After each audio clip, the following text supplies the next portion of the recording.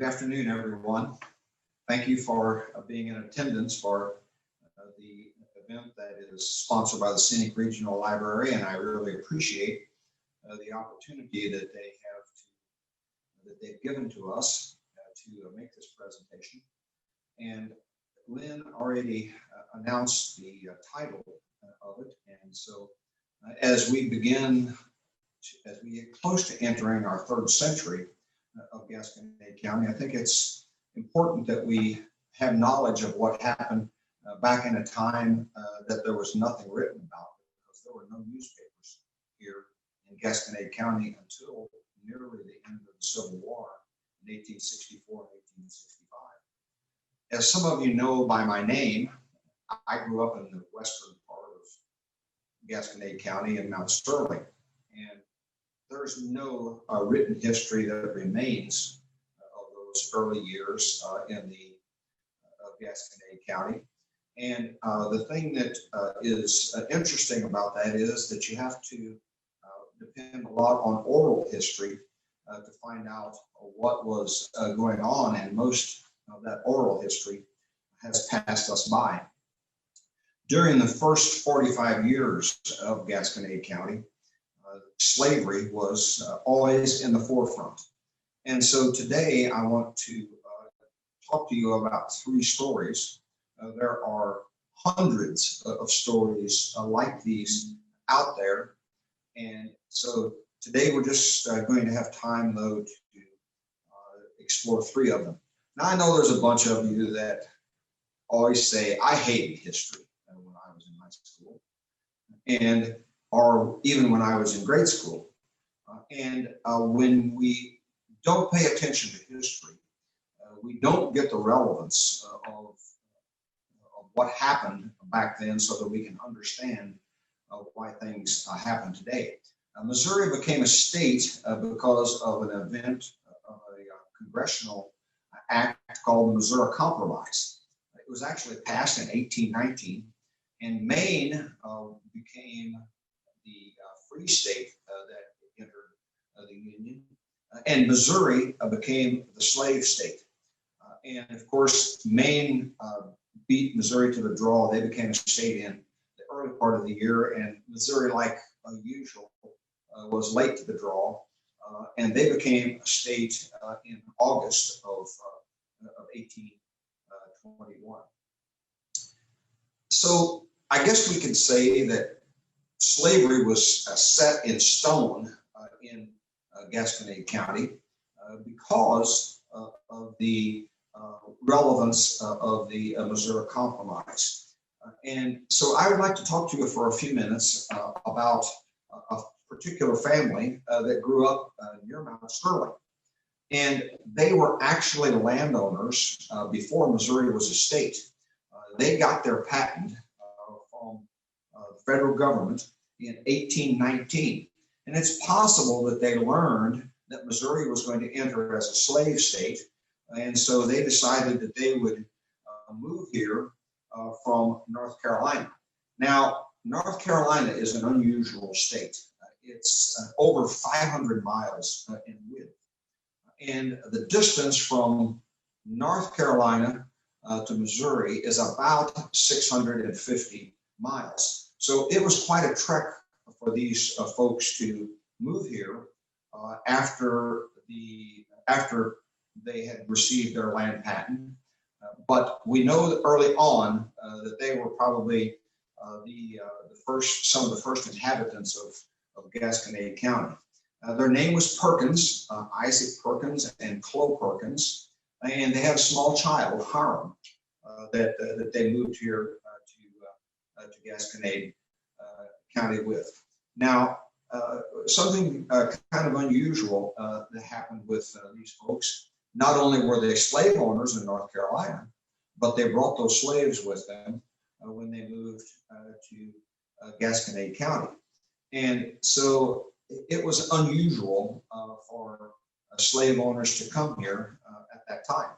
So what we have was a situation where they moved here with their slaves, and they inhabited the area in Mount Sterling. You drive by it all of the time. It's right on Highway 50. And when my father was talking about some things that had happened around Mount Sterling, he said, "Oh, there's the Perkins Cemetery that's over there just around the Baptist church that sits up on the hill." And so he said, "I haven't been there in a long time, but I visited it once." Well, I hunted for it several times, couldn't find it. And finally, one day I was out walking across the field. I'd gotten permission from the landowner to take a look at it. And the landowner said, "Sure, it's not a problem if you go out there and take a look at that." And so I'm walking across the field and I hear a horn honking and somebody's coming my direction real hurriedly. And he said, "Mark, be careful. There's a bull over there in the area around the barn, and he doesn't like people to be in this field." And so he said, "Hug the fence. And then when you get to the next part of the field, make sure that you hug the fence over there too, in case the bull decides to come after you." And I could hear the bull snorting over in the barnyard as I was making my way across the field. But the thing that was interesting about this cemetery to me was right smack dab in the middle of it were the tombstones of all of the Perkins descendants that had died there while they lived on that property. And there were actually two families of Perkinses. They were buried on the right side of the cemetery, or we might say the north side of the cemetery and the south side of the cemetery. And in the south side of the cemetery, there were 6 or 8 stones that were set up on their edge. So I assumed from that they were stones that marked the burial places of where their slaves were.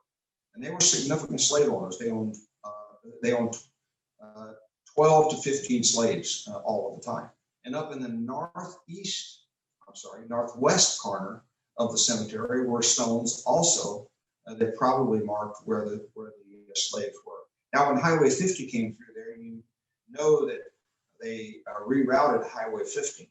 And there's also a slave cemetery that's up on the hill south of the highway now. And I've never visited that cemetery, but I intend to someday when the weeds aren't quite as tall. Unusual thing that happened about this Perkins family was they came here and they were Masons. And right in the middle of the tombstone was a huge Masonic emblem that showed that they had been here. That they came here as Masons. Now, they may not have been the first slave owners, and they may not have been the first Masons, but I can almost guarantee you that they were the first Masons that were here that were slave owners. Because it was unusual at that time for that to take place. Slaves were very valuable at the time. They were worth anywhere from $400 to $1,000. The Gasconade County records have one deed in them where title to a slave, her name was Mary, was transferred to another landowner for $800. And at the time, a cow could be purchased for $12. Sugar was 2 cents a pound, and the same farmer that bought this slave for $800 could have bought 400 acres of land. So that kind of tells you the value of this person. And in today's dollars, that would have been $18,500. And so slavery didn't necessarily begin at Mount Sterling, but the largest slave owner that existed in the county early on was the Perkins family. And there were no newspapers available in this county until near the end of the Civil War. And the unusual thing about that was it's very difficult to do research from that newspaper. There's stories written in there, but they're all in Dutch. And so it's the Historical Society is in the process of translating those papers, but that hasn't happened. The next thing that I want to talk about is an unusual event that occurred in our family. And I discovered this doing record searches over in Osage County. If you will remember, or if you, maybe some of you don't know, Gasconade County used to be all of Osage, Marys, and 20 other counties that are on the meridian line from the Crawford intersection of the Crawford-Franklin County line all the way over to the Missouri Territory or to the Kansas Territory. And so it was a huge area that encompassed what was Gasconade County. So those deeds are all in the records there. And so I was doing some work over there, and I happened to come across a family name of mine that had been charged with murder in Osage County. And his name was Johann Lemmel. Johann came here. Johann was my great grandfather. And Johann came here in 1858, just prior to the Civil War, avoiding service in the German or French army, depending on who was conscripting in his area that he lived. And so somehow or another, he became friends of a slave whose name was Jim Lewis. And Jim Lewis had volunteered in the Union Army. They were conscripting slaves or having slave volunteers become members of the Union Army. And so he became a member of the Union Army, went down to Herman and joined the Army down there, and came back home for some reason, maybe on furlough, and decided that he was going to go visit his mother, who was not owned by the man that had owned him as a slave. He was owned by another man. He had some other Negro soldiers, all in uniform, that accompanied him to Osage County. This is in the area of Hope, where my other grandfather lived, and where my mother was born. And so I was interested in this, and lo and behold, they show up at the home of the Reynolds, where his mother was a slave, to pick up some of her property possessions. And a fracas broke out, and Jim Lewis ended up being dead. There were a large group of Reynolds family members that were there. And of course, they all testified against my great-grandfather as being the person who had fired the shots. When my great-grandfather, for some unknown reason, had gone along to do who knows what. It wasn't a good decision. And so he spent 2 years of his life of back and forth with civil authorities and military authorities. And finally, no charges were brought against him. In fact, witnesses later came forward and said that the Reynolds were the ones that had opened fire and were the ones that had actually been the ones that had fired the shots that were fatal to the shooting of this Jim Lewis. And so I have a cousin that has extensively researched this and wrote a very, very good paper about it, and has shared it with many of our family members, and also the Historical Society over in Osage County. Several years ago, my third story now involves something that happened to me a couple of years ago. I started as a volunteer for an Ancestry.com organization called Find a Grave. And so I started visiting cemeteries of slaves. Well, I didn't know it at the time, but I started visiting cemeteries where slaves were actually buried, and where family members were buried just like they were in the Perkins Cemetery. Both cemeteries had a lot of similarities. They both had yucca plants in them, which are really common in cemeteries. If you want to hunt for an old cemetery, look for yucca plants because they'll be around them. And so I started to follow the names of the people that were buried in these cemeteries. And so there was a family that lived over in Osage County, and their name was Agee.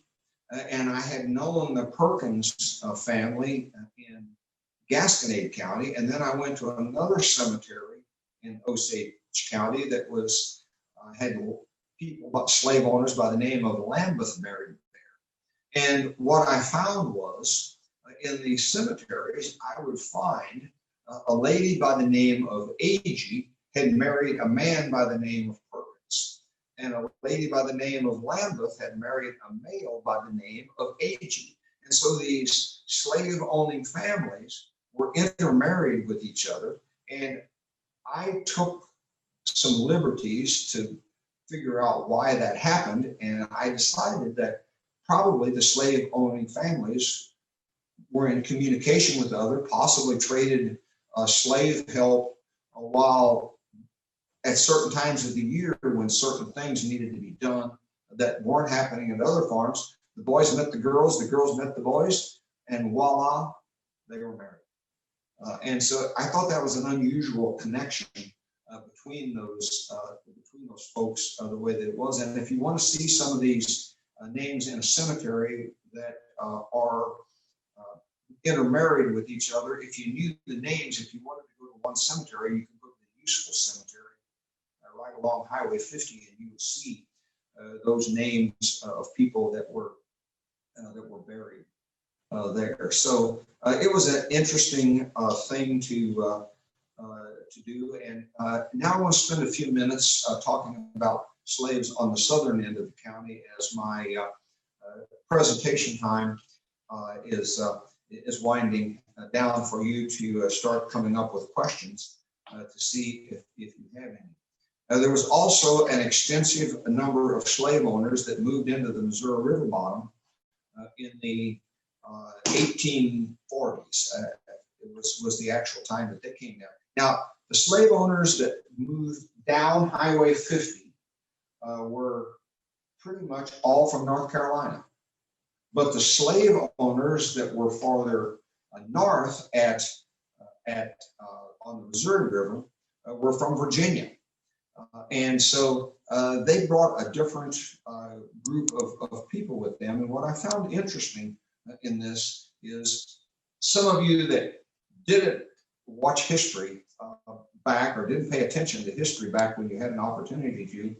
There was a town in Virginia named Jamestown, and it was the first permanent English settlement in the United States. And so slavery was prevalent in Europe at this time. And so slaves have probably been here slavery had probably been here in the United States by 200 to 300 years, 250 years, which preceded even the United States being the United States. And so, but it was interesting that the slave owners along the Missouri River were families that had moved here from Virginia. And as they came here, something really unusual happened in the Chamois Morrison area. At that time, Chamois and Morrison didn't exist. The towns that actually existed were Fredericksburg and Potsdam and Medora on the western end of the Missouri River bottom. And in this area, there were two families that owned slaves. There was a man by the name of James Parsons that owned a lot of slaves. And there was a family by the name of Shobe that owned a smaller number of slaves, but still more slaves than anybody else did. In 1848, Mrs. Parsons died. And in 1849, Mr. Shobe died. The two slave owning families, the widow of Mr. Shobe and the widower of Mr. Parsons decided they'd get married.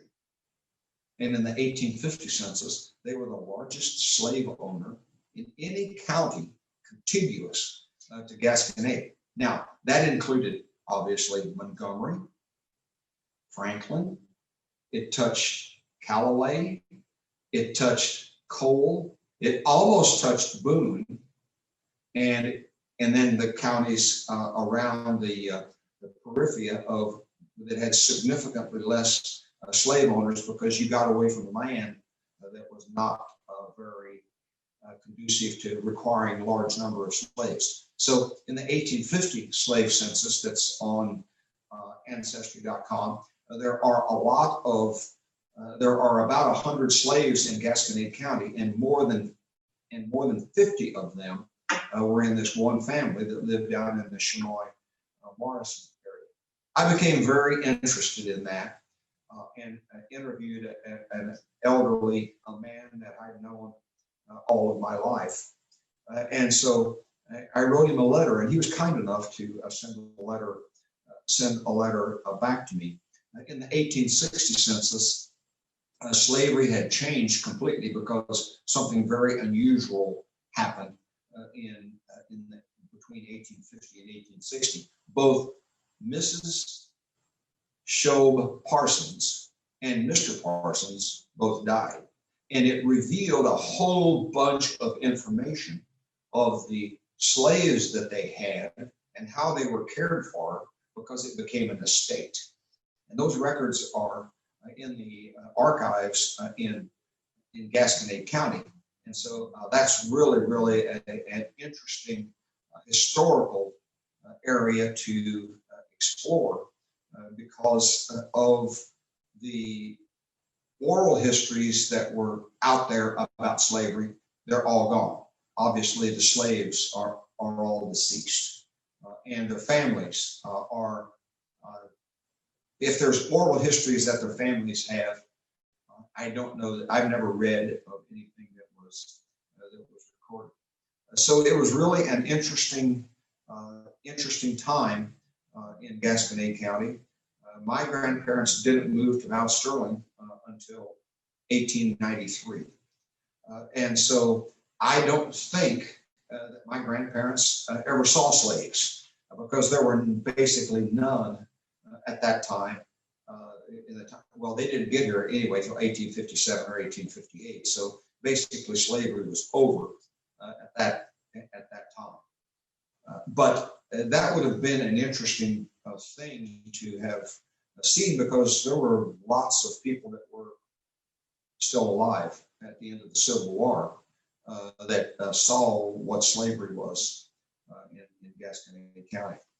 And so as I draw my prepared remarks, if you can call them that, to a conclusion, I want to show you one of the books that I have that has information in it about slavery, and it's rather a thick book, and I've got lots of information in here on slavery that I've collected over the years.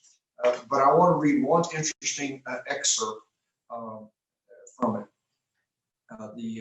And this is about the school at Potsdam. How am I doing on time, Lynn? You're doing good. Okay. We do have a few questions in Okay.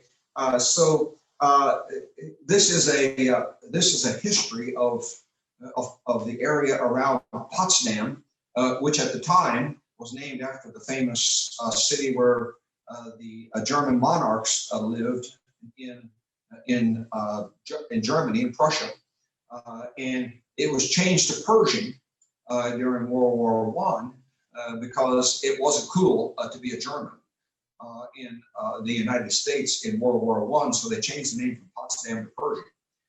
But it was agreed that the place of the new school was going to be at the corner of Frank Schmidt's and James McKinnon's ground. The first school trustees were elected, and the next meeting was held at the home of James McKenzie to decide where the school was going to be built and how much was going to be spent. At this meeting, the building was decided, and it was to be a frame building. In the fall of 1849, school opened, and some of the children's names were Hensley, Larry, Addis, Tackett, McKinnon, Powell, Tackett, Renfro, and March. Notice all of those names were all English.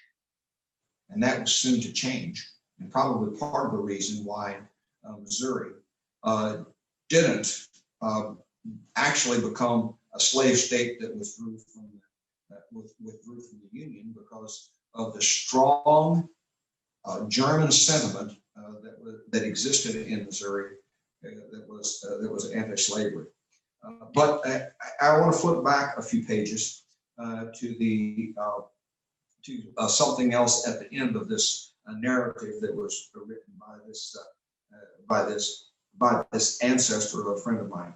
After the close of the Civil War, it was necessary for colored children to have an education too. So the year 1867 shows there was an enumeration of white children, 62, and darky males, 3. They didn't allow girls to come to school yet, but they were going to do the darky boys. This year also, a new roof was added and put on the school building. And so the total amount of expenditures for the school district for the year was $732, and the teachers were paid $40 a month. Different communities address the school in a different way. I don't know what happened to the black children in Herman, but in Chamois, they built them a special schoolhouse there that was tucked along the bluff. And so there's a couple of questions that have come in. We want to make sure that we try to get those answered. I hope that I'll be able to do this. But this friend of mine, I wrote him back in the early part of 2000, in the first decade of 2000, because he was getting older. But he wrote me a rather extensive letter, front and back, of about 7 or 8 pages that was all about slavery in the area. And he closed it with, and I'm going to close my remarks with this, as my prepared remarks with this as well. Well, Mark, as time goes on, a lot of our past has gone, and all of the sites. The next generation will be more lost. And then he said, on the sideline, to me, slavery was an godless manner to care for people. That is all history. But even today, if you meet up with some from the Carolinas or Virginia, you can get into quite a scuffle on this subject. And so as I conclude my remarks, I want you to know that that I have never found a single instance of Gasconade County, though I've heard many stories of where people were shackled to walls and that sort of thing. But all of the oral history, all of the people that I've interviewed, they talked about, yes, the slaves were subjugated people, but they were highly respected by their owners, and so much so that they were buried with them in their same cemeteries, and so much so that their families were literally part of the families of the slave owners that owned them. One other interesting thing I'd like to point out, I've got several things that that I'm not going to cover today because of time limitations. But if you go down to Fredericksburg, where you used to cross the ferry down there, where I always get J and N mixed up, so I think it's N. We're in Forks, and part of it goes to OO into Pershing, and the other fork of the road goes down to where the ferry was in Fredericksburg. There's a church that sits right straight ahead of the road. There's a cemetery there, which is very, very visible. But off on Catter Corner from the church, off in the corner of the road there, the two roads, you'll see another cemetery, and that's all Black people were buried there because there were a significant number of slaves in the Fredericksburg area. And I don't have time today to read you some of those interesting stories that some of these people had. Maybe sometime, if there is enough interest, and I have a little bit more time to do some research and to prepare some documents so that people can view, which I have lots of documents. Maybe sometime we'll be able to have an in-person presentation in the future. So for that, I'll close my prepared remarks, and I'll ask Lynn to read me a question to see if I know the answer to it. And if I don't know the answer to it, we will come back and post something later on the library website to answer the question, so that all of you will know what the research discovered. Our first question is, have you followed a family of slaveholders, Isaac Hale Talbot from Gasconade County? Do you know anything about that particular slaveholder?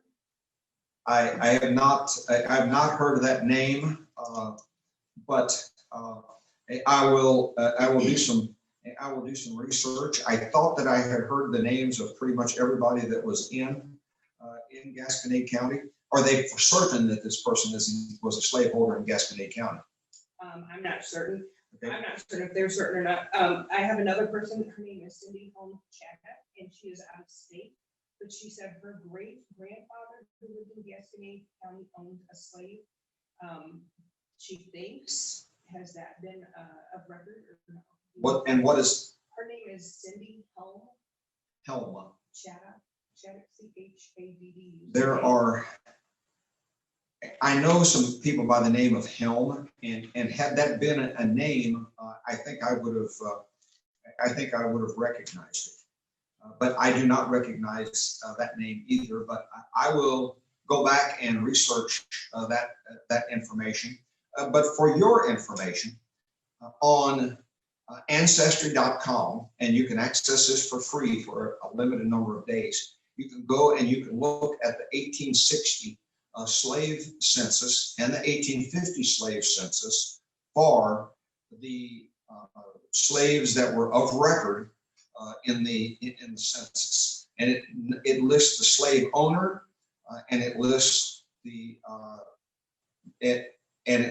county and the township that they were in. And so the townships have changed just a little bit because of all of the stuff that happened that I told you about in Gasconade County, being off in other counties. So it might be a good idea to look in some of the contiguous counties to Gasconade to see if you find the name of that person there.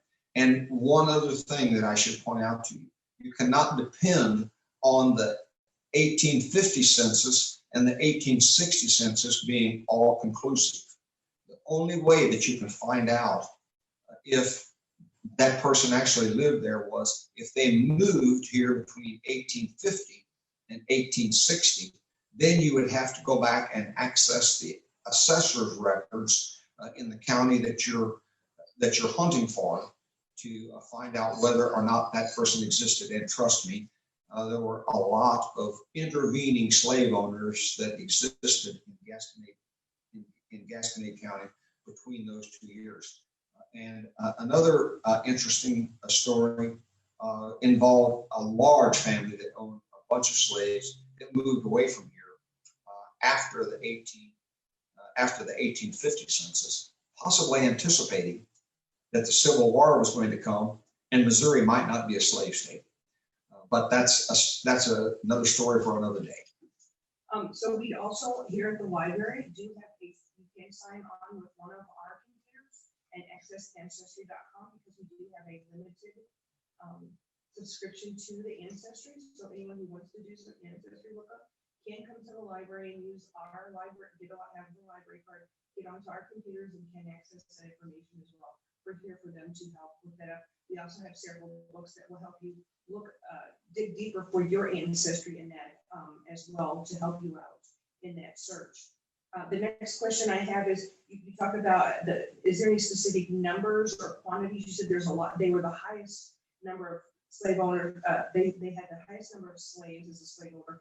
How many was that as compared to other counties? You have specific numbers. I have a specific number for what happened in Gasconade County. And I know that all of the other counties were lower than this by a lot. But when these two families came together, they had 52 slaves, which was a significant number. And the beautiful thing about the slave census records is that if you come in here to the library and you look them up, you can kind of start to put together who are families in those holdings, because there will be male and female about the same age, and then there will be children that follow, and so you can do a lot of interpretation of these people were together. But if you get into the files, into some of those probate files, then you can tell who they were. We visited the Abraham Lincoln Museum in Springfield, Illinois, with our grandsons. And at the time, we had a 4-year-old grandson.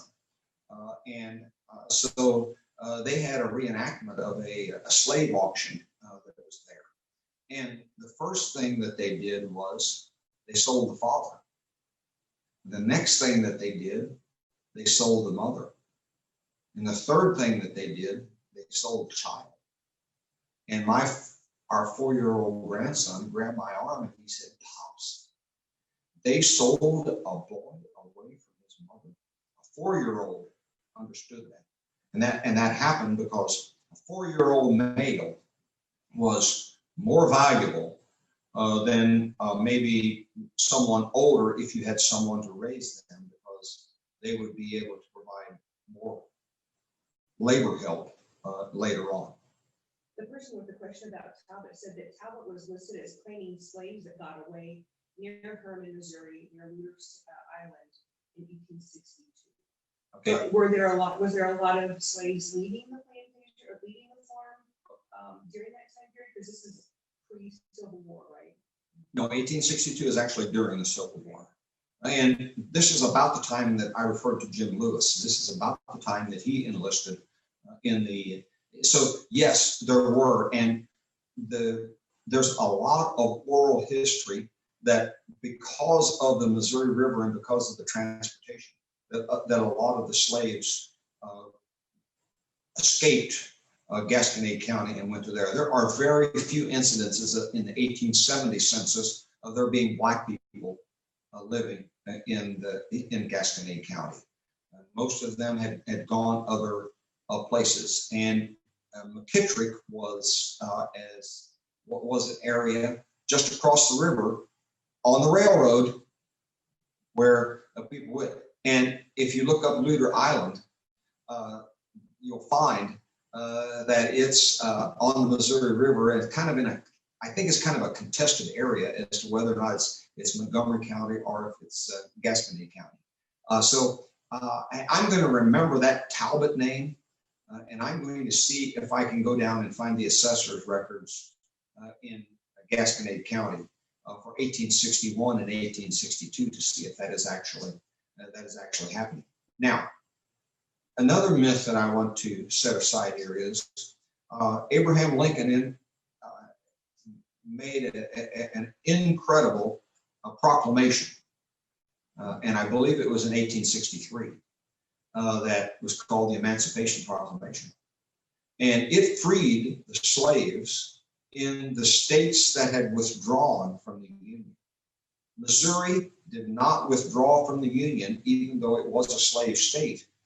There was actually a secession convention in the state of Missouri to withdraw from the Union, but I don't know what came of it, and it's something that I have. I don't know if the camera will zero in on this, but I have listed here a couple of things that I want to research, and one of them is the secession convention to understand more about what happened. But basically, what I told you in the beginning was that the large number of German immigrants that were here in that period of time prevented Missouri from withdrawing from the Union, because they certainly would have withdrawn from the Union. So actually, the governor of Missouri in 1865 implemented an executive order that freed the slaves in Missouri. So that kind of gives you a timeline of how that worked. And it was sometime after April the 9th of 1865 when Lee surrendered his army to General Grant at Appomattox Courthouse. So another question is most of the instances that you've spoken about of slavery was mostly the northern part of Gasconade County. Is there ever much record of slaves being owned in the southern part of the county towards Crawford County?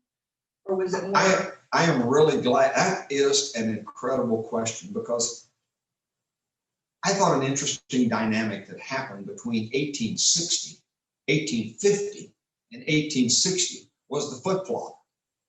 Because in 1850, we had this massive number of slaves that were owned, that were on the northern edge of Gasconade County. And in 1850, I told you in 1852 and 1854, those two principals died. And those slaves then were distributed, who knows where. Because I don't know how that you would find out where the people were that bought them. But when the 1860 census came along, the Perkinses still lived in Mount Sterling, which I kind of consider the southern half of Gasconade County. It's more in the middle, but they were they then became the largest slave owner in Gasconade County after the demise of the Shobe Parsons group. And so the number of slaves shifted from predominantly north in 1850 census to predominantly south in the 1860 census. And but they were owned by small numbers, just small numbers of slaves. I think I have a list someplace in my research here, and I don't think that there was I saw this a little bit earlier. We have a famous person in the history of Owensville. His name was Luster, and he was a slave owner. And I have that someplace in here, and of course I'm not going to be able to find it. But Mr. Luster owned a number of slaves, other than just one. But most of the slave owners were just one. But it did make a pretty big shift between those two censuses, between north initially, south in 1860. Someone said their great-great-grandfather George B. Miller said that they had slaves, a slave named Rachel specifically. Have you been across? Yes, I have. Okay. I know that history extensively. Okay. It in a class on slavery, in Slavery 101, that would be a week discussion, question answer test. It's a massive, interesting story that unfortunately we don't have time to cover here today. Can you give us like a 5-minute summary or a highlight? Yes. There was Rachel was a slave in Kentucky, I believe, and she became a life estate. A life estate means that a piece of property belongs to somebody for their life, and on their demise, then that property transfers to another. That property transfers to another person, and there was a deed in that county in Kentucky. I've got it in my paper someplace, where where this information is recorded, and then it ends up that George Miller was then moved to Gasconade County, and then the two of them got married, and then they had children, and this was not an uncommon situation, that slave owners would have children by their slave. Surely by now, everyone has heard of Thomas Jefferson and the Henning family relationship. And that occurred numerous times in the records. It's obvious in the records of the slave owners. When you go down the list of the slave owners and you see black, black, black, black, mulatto, black, black, black, mulatto, what happened? And so this it was really it was an interesting story to see all of that, and so that's 5 minutes. All right. The other question is what kind of work were these slaves doing? Was it mostly the farm work? Like, was it growing corn? Was it taking care of animals? What was the industry that they were involved in? The Parsons Scholl family owned extensive land properties in the Morrison area, thousands of acres, more than 1,000 acres, which also encompassed some of the land in the Missouri River bottom. In the letter that I read to you from Andy, that had the story in it of what his opinion was about it being a godless way to take care of people, he talks about this in there. He said, imagine the number of people that it took to build all of the farm buildings that were all made out of logs at that time. And he said they not only did they do field work, but then when the field work was done, then it was off to the hillsides to cut logs to make barns and that sort of thing. And he talks about in this letter the slave building that these folks lived in. It's still standing in Morrison, Missouri. It's on the left-hand side of the road. It is incredibly dilapidated. It's going to fall down someday. It's going to fall on itself someday, but it's made out of logs. So they had lots of interesting stories, Andy did, about what the slaves were required to do. And of course, most of the slaves on the southern end of the county, I think, were domestic help. There were a lot of instances where a slave owner had one slave, and it was a black female, and then he had, I knew that he had significant numbers of children, and so domestic help for the mother of the house. Great questions. Yeah, that's all the questions I have for now. Hopefully we can have you back again, maybe as in the next year as a follow-up with this, because we do have our bicentennial coming up next year. Right. So we're gonna have a lot of hopefully great programs that has to do with the bicentennial and the story of our state for the year. So. Something else that I'd like to point out, Black History Month is February. And they had an incredible program there this year in February. It was a dress-up event. There were 200 people that were there. Now, the area around Herman had a lot stronger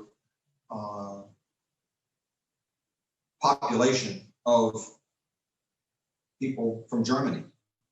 And so their sentiments were incredibly anti-slavery.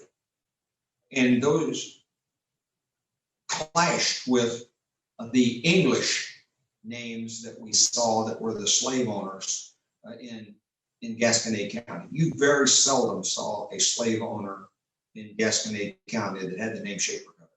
It didn't happen. So when the German families came here, they had big families, and the children were literally the slaves. But that was not the case in Herman. Well, the anti-slavery was, and the sentiments changed a lot of the people after Price's army came through Gasconade County and Osage County in 1864. There was a strong Confederate sympathy in the counties at that time. But when that army came through here, and it was literally living off the land. They had no provisions. They didn't have a provision train. They got what they stole. There was a interesting story of a man that was murdered outside of Mount Sterling by the Confederate troops that came through. They crossed the river there at Mount Sterling, and if you drive slowly across the bridge and you're westbound, if you look what is downriver, but if you look to the right, you'll see a massive rock that's on the bank of the river, and that's where General Sterling Price's army forded the Gasconade River on their way to try to capture the capital in Jefferson City. And the Union sentiments were stronger in Osage County than Gasconade County. For what reason, I don't know why, but after Sterling Price's army changed, that was alluded to in the historical document that I was telling you about my great-grandfather, was the sentiments changed on that type of a situation.